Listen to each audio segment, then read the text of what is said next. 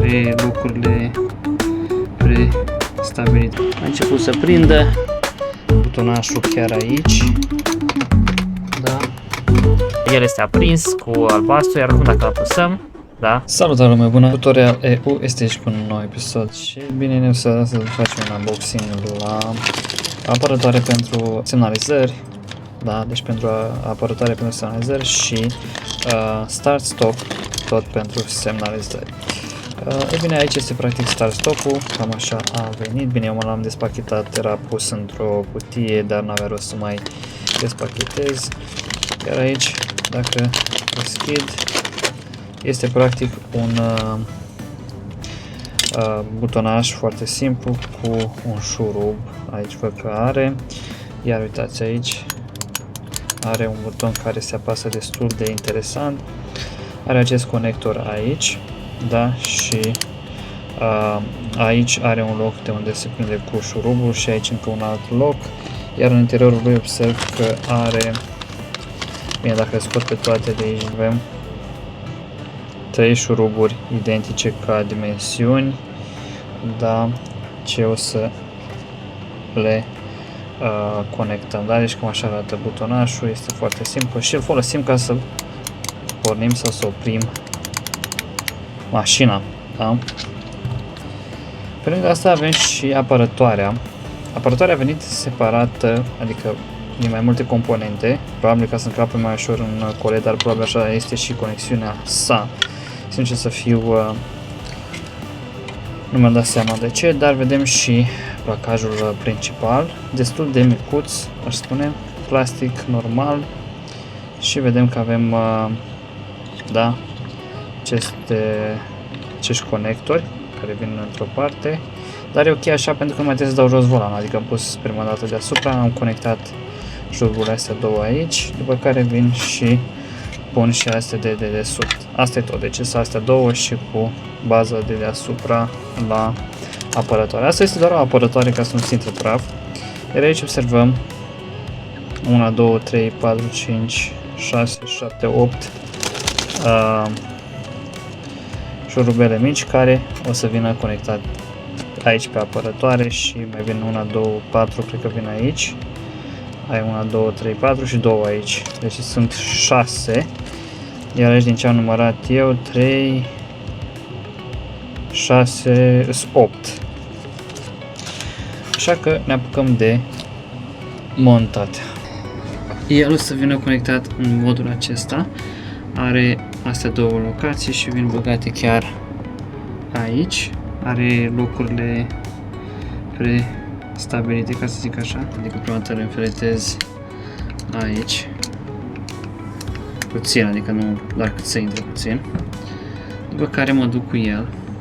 Îl pun. Bine, el trebuie conectat undeva în spate cu pinii ăștia în față, bine. Prima dată ar fi bine să o conectăm ca să nu avem treabă după. Aici. Ne asigurăm că e conectat complet aici. Așa. După care venim aici. Așa pe deasupra puțin. Și îl fixăm pe poziție unde ar veni el, ca să nu umble. Așa, similar și în partea asta. Îl fixăm.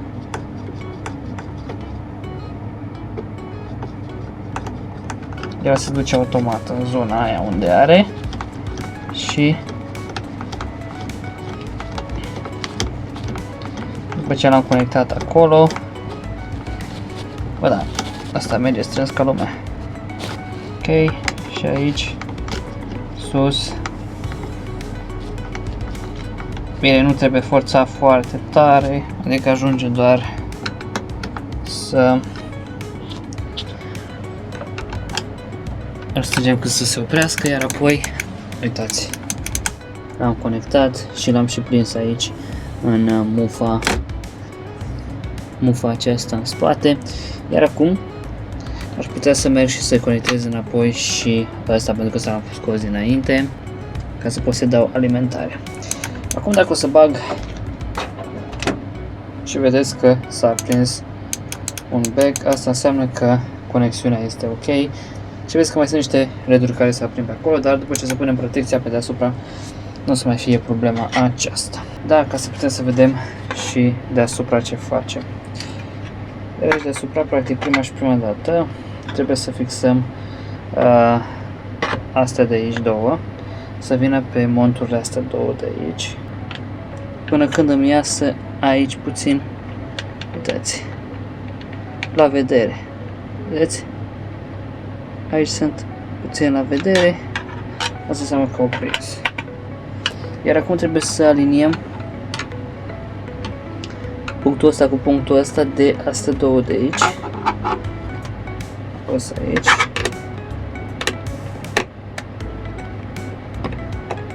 Și să vedem dacă prinde ceva.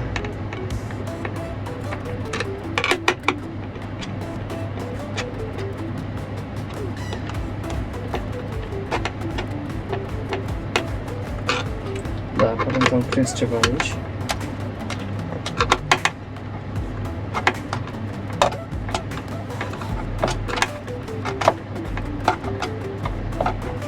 Ia. Oh, stai fix.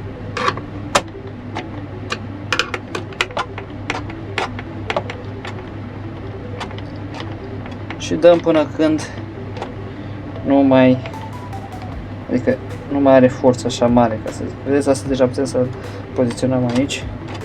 Simulăm și pe partea cealaltă. Putem să poziționăm cablul ăsta aici. Bun, acum venim cu partea cealaltă a apărătorii, care vine între... Să vedem, ca să nici nu știu cum vine, cred că pe interior. Da.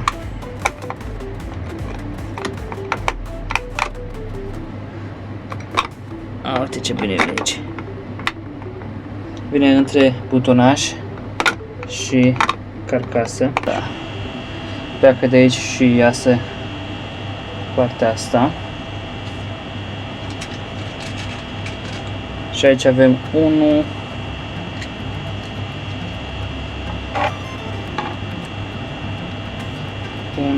2, da, pusă pe poziție, așa, și atenție aici la conectare să prindă, pentru că dacă nu prinde, nu o să fie conectată corect, dar e bine că poți din bucăți să o conectezi, știți? Asta e ok. Ok. Și în partea asta, aici, da, uitați, a început să prindă și foarte tare. Bine, nu forțăm foarte tare, că n-are rost, dar după ce prind șuruburile astea două, deja se fixează apărătoarea. Și după ce am pus toate treburile astea aici, putem să băgăm în interior. Uitați, cam așa. Cablul ăsta putem să băgăm mai interior aici și este mult mai,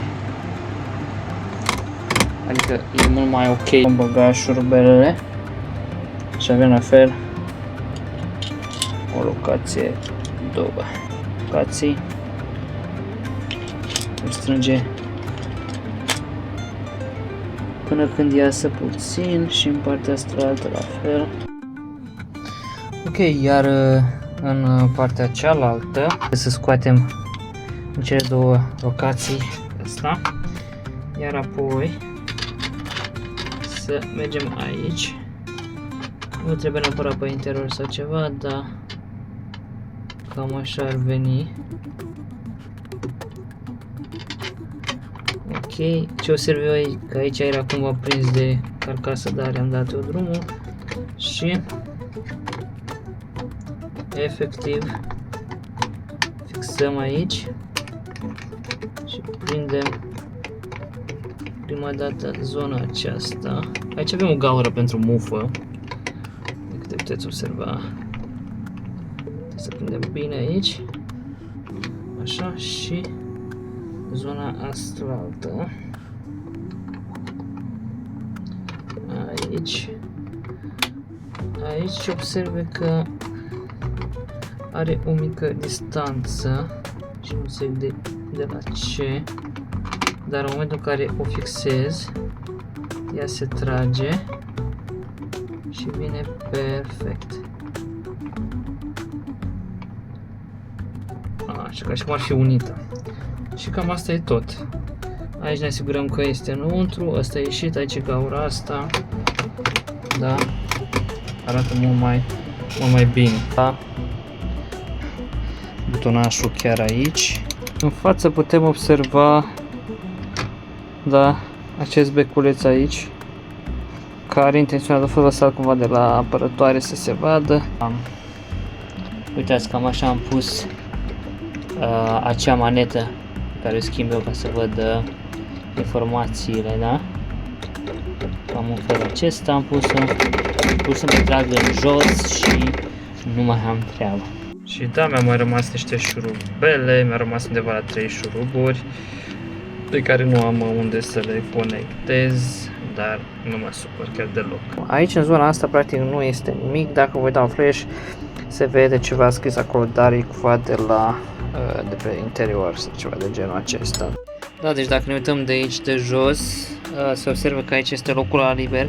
Aici era o componentă care nouă ne lipsește, din cauza asta a rămas liber, dar dacă cumpărăm și aici o să fie loc ocupat. În schimb, da, vedem că pe partea cealaltă vedem că se vede foarte fain pentru că are cam toate componentele. Dacă dăm și mai jos, se poate observa puțin și alte componente. Iar aici jos la volan am omis să vă spun, însă mai vine încă un șurub jos aici pus în zona aceasta. Asta am omis să vă spun, nu știam de ce nu vine bine aici, nu e prins asta bine, dar aici mai vine un șurub băgat. Ok. Iar după ce îl prindem cam așa o să se fixeze, deși aici tot mai este o mică diferență. Iar dacă ne uităm aici se poate observa LED-ul și în partea asta se poate observa butonașul de start-stop. Da? Iar aici acest LED. Ok, și am conectat USB-urile de la volan, de la semnalizări și de la clapeta aici în jos. Sper că am filmat-o și pe aia. Este practic schimbătorul de viteză care e folosit doar ca o clapetă, iar acum, bine, dacă apăsăm pe un butonaș, o să se pornească și o să se oprească, dar am vrea să setăm butonașul de aici din dreapta, de la semnalizări. Așa că vom merge aici în setări, vom merge la opțiuni și vom seta start stop-ul nou adăugat. Iar noi în momentul acesta avem acest buton, adică butonul 12 de la volanul Trustmaster, dar acum dacă apăsăm pe butonașul ăla din dreapta ce l-am adăugat, observăm că l-a recunoscut, este Joy 2 buton 8.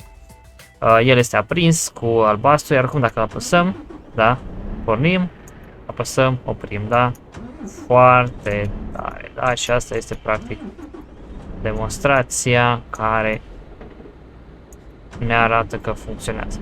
Iar pentru butonașul celălalt putem să setăm o altă tastă. Știți, butonașul pe care îl foloseam de pe volan, putem să punem altceva, de exemplu, nu știu, acceptarea unor chestii, cum ar fi curse sau chestii genul ăsta.